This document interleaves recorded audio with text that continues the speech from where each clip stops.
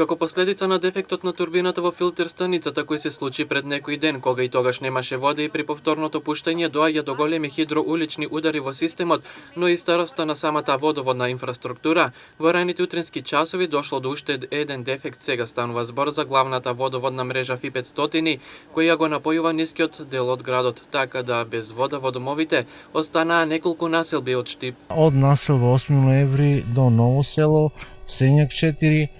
а индустријската зона, Пребег, Бабите, Три чешми. Денес интензивно работиме на отклонување на дефектот